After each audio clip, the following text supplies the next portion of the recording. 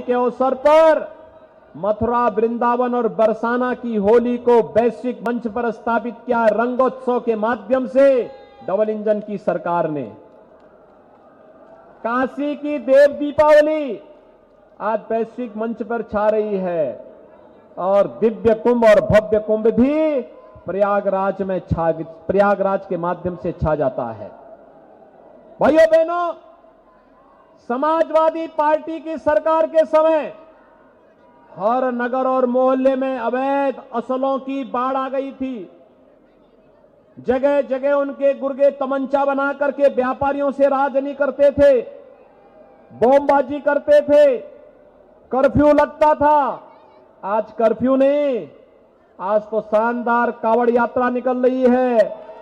आज बमबाजी नहीं, आज तो हर हर बम बम के नारे लगा करके कावड़ यात्री निकलता है और शिव के भजन गाते हुए पूरे प्रदेश को विकास की नई ऊंचाइयों को पहुंचाने के लिए आगे कार्य करता है।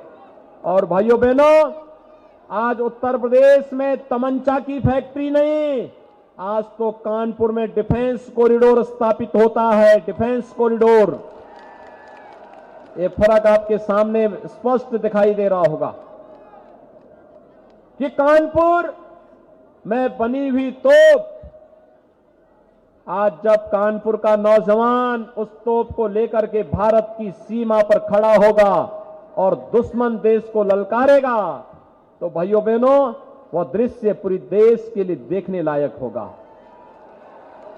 रक्षा क्षेत्र में कभी भारत दुनिया के सामने हाथ फैलाता था, आज भारत रक्षा क्षेत्र में न केवल आत्मनिर्भर बन रहा है, बल्कि प्रधानमंत्री मोदी जी के नेतृत्व में दुनिया के तमाम देशों को भी आपूर्ति कर रहा है।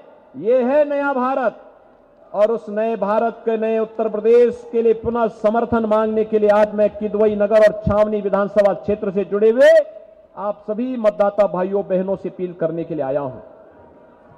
भाइयों बहनों, वर्तमान में आपने देखा होगा कोरोना महामारी से पूरी दुनिया त्रस्त है, पस्त है। दुनिया के अंदर लाखों लोग मर गए। कोरोना महामारी ने किसी को नहीं छोड़ा, लेकिन कोरोना प्रबंधन होता है। भारत के अंदर प्रधानमंत्री मोदी जी के नेतृत्व में बेहतरीन कोविड प्रबंधन ने दुनिया के अंदर सराहना प्राप्त की। फ्री में टेस्ट, फ्री में उपचार, फ्री में वैक्सीन। आप में सब लोगों ने वैक्सीन ले ली होगी ना? कितने लोगों ने वैक्सीन ली है? थोड़ा पीछे तक तो बता दें। और भी लोगों ने, सबने ले ली? आप सबका मैं अभिनंदन करता हूं, क्योंकि भाइयों बहनों, ये वैक्सीन कोरोना के खिलाफ देश की लड़ाई का प्रतीक है। और वैक्सीन लेने का परिणाम क्या था? तीसरी वेव कब आई, कब चली गई, कोई पता नहीं लगा ना। तीसरी वेव एकदम समाप्ति की ओर है, समाप्ति की ओर है। 1 महीने पहले उत्तर प्रदेश के अंदर कोरोना के 1,06,662 मामले थे और आज सुबह कितने थे मालूम है? 8,000। एकदम कंट्रोल हो गया है। देखिए, हम लोग तो कोरोना कंट्रोल कर सकते हैं, लेकिन ये जातिवादी नेताओं को, आतंकवाद समर्थक नेताओं को कंट्रोल करने का काम तो आप लोगों का होना चाहिए।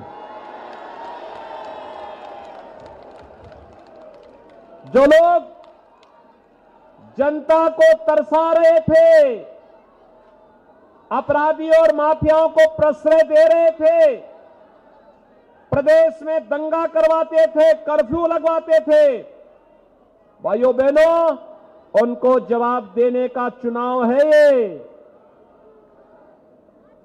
कोरोना में जो लोग वैक्सीन का विरोध करते थे, आप सोचो अगर हम वैक्सीन नहीं लेते, भाइयों बहनों, अमेरिका दुनिया का सबसे बड़ी ताकत है ना। अमेरिका के अंदर 7 लाख मौत हो गई है, लेकिन उत्तर प्रदेश के अंदर हम लोगों ने मौत के आंकड़ों को एकदम नियंत्रित करके रखा, क्योंकि हमारे लिए एक एक जान महत्वपूर्ण थी। और भाइयों बहनों, प्रधानमंत्री जी ने कहा था, जान भी है तो जहान भी है। हर एक व्यक्ति को बचाना है। पूरी जवाबदेही और जिम्मेदारी के साथ अपने इस धर्म का हम लोगों ने निर्वहन किया और इसीलिए कोविड प्रबंधन उत्तर प्रदेश का दुनिया के अंदर सराहा जा रहा है। हमने कोई कृपा नहीं की किसी पे, ये हमारी जिम्मेदारी थी और अपनी इस जिम्मेदारी का निर्वहन करते हुए हम लोग इस कार्य को आगे बढ़ाए। लेकिन भाइयों बहनों, इस कोरोना वैक्सीन के खिलाफ जो लोग दुष्प्रचार कर रहे थे, कहते थे वैक्सीन नहीं लेंगे क्योंकि ये वैक्सीन तो मोदी वैक्सीन है, ये वैक्सीन भाजपा का वैक्सीन है।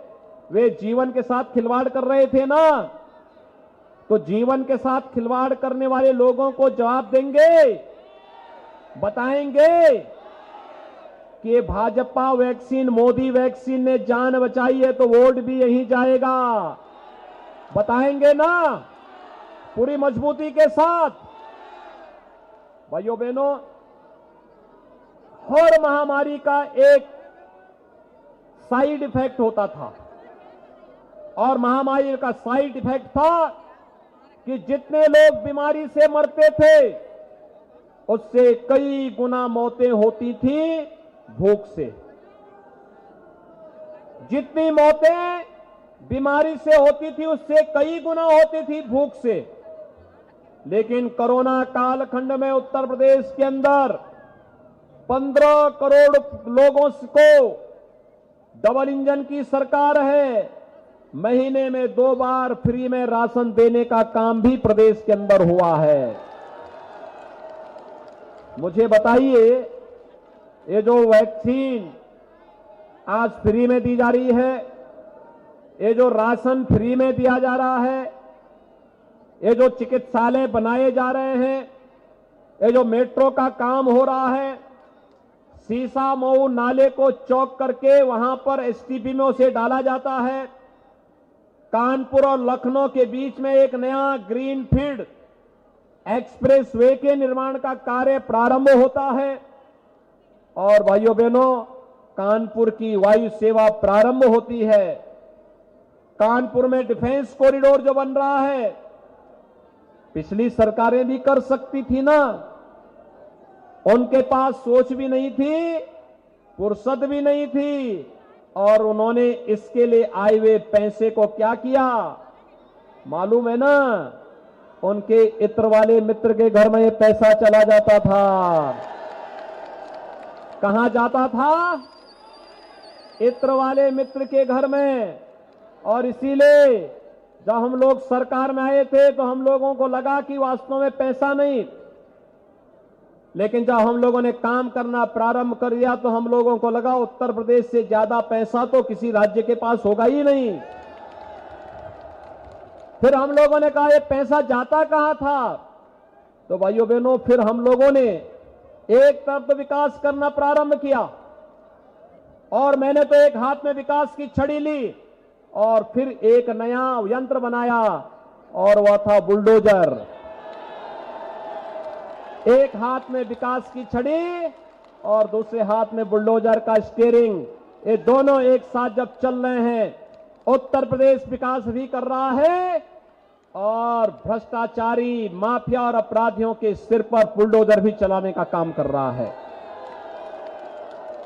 आज तो प्रदेश में दंगा नहीं हो रहा है ना? आपको दंगा मुक्त और भय मुक्त प्रदेश चाहिए ना? बेटियां स्कूल जा सके भय मुक्त वातावरण में ऐसी सरकार चाहिए ना? तो भाइयों बहनों, इसके लिए प्रचंड बहुमत की सरकार चाहिए।